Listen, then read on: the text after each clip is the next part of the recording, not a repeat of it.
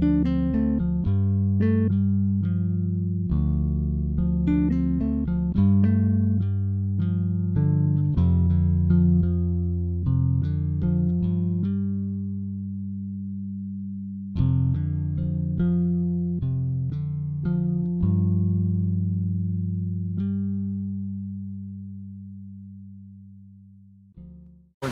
tells us that the actual machine is collecting data, is receiving the satellites.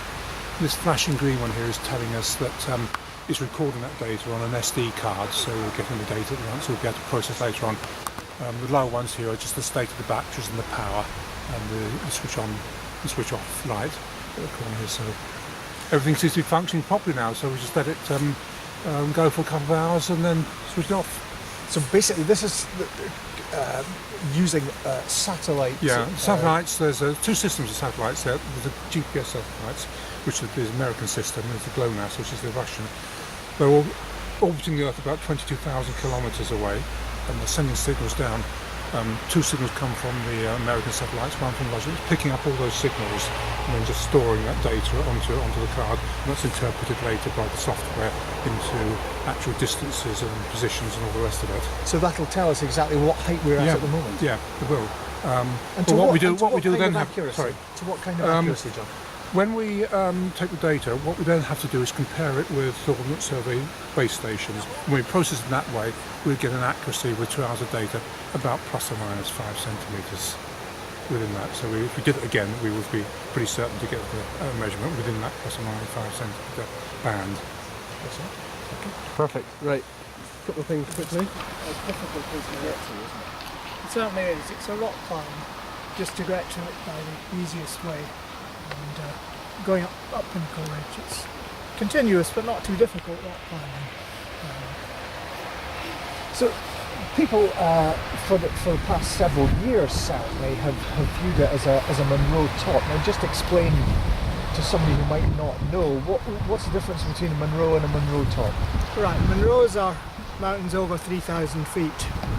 Now they have to have a certain separation to count as separate mountains, but there are also other mountains over 3,000 feet with much less of a drop, so minor summits if you like, and they've got called Munro's tops.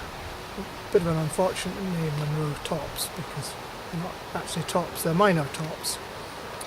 And Knight's Peak hasn't got such a big separation between it and Scone and Gillian, so it counts as a top, whereas Scone and Gillian is the Munro.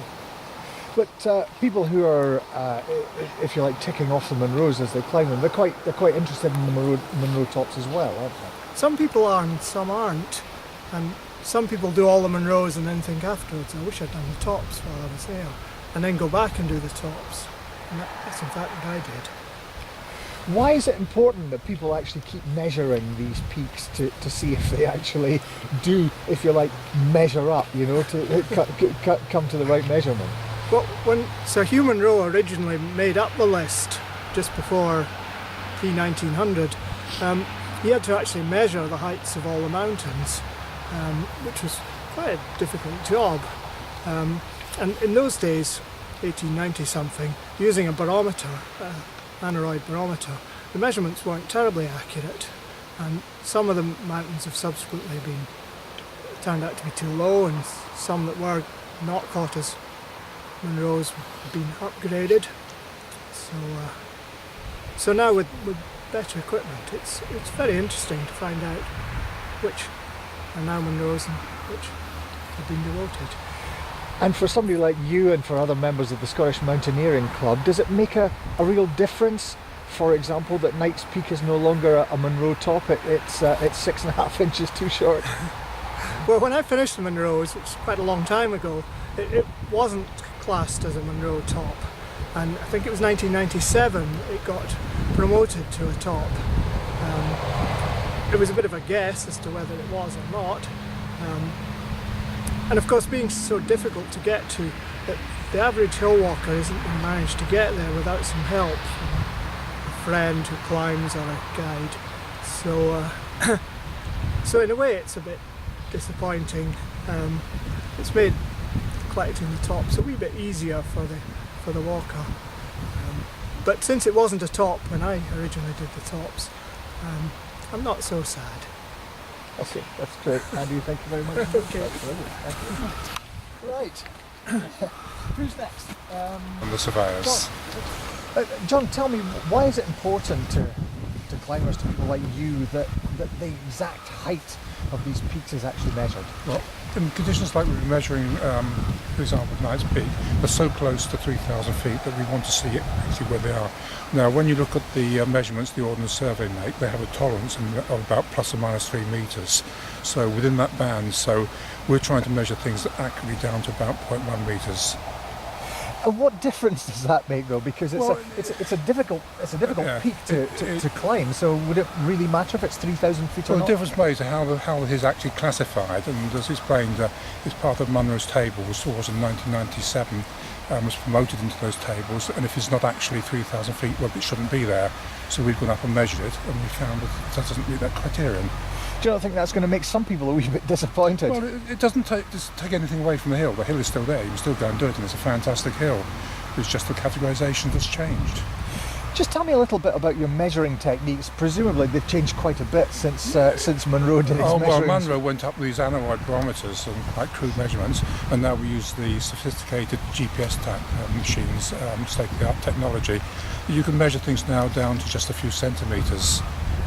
Basically, they work on the same principle as your sat-nav, and pick up satellite signals, and then through a lot of mathematics and calculations and then computer work later on, it spews out the accurate results.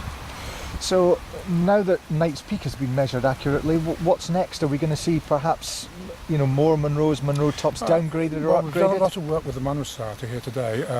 We've had a project going on for about 5 years with those, so we have actually measured a lot of the marginal Munros, the marginal ones below 3,000 feet, and I'm not sure there'll be many more. We've basically completed that project. Excellent. That's fine, John. Okay. Thanks very much. Brilliant. Perfect. Good. Hey, is Eleanor here? Yes. Hello there. I can tell you who you are. Okay. And how do you spell your Alistair? Alistair. And it's Milner, is that? Yes. Okay. Alistair, from the Munro Society's point of view, is it a bit disappointing that one of your peaks has been downgraded?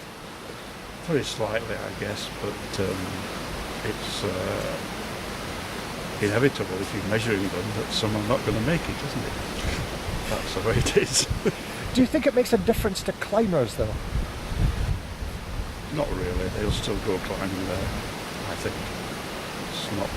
The route is quite difficult, so it won't make all the difference. They'll still go climbing. Why is it important that mountains like this are actually measured properly to within a few centimetres? It's important because we want to make the list as accurate as we can. That's the only reason, really. Sir Hugh Munro was a great stickler for accuracy, so we're just carrying on his tradition.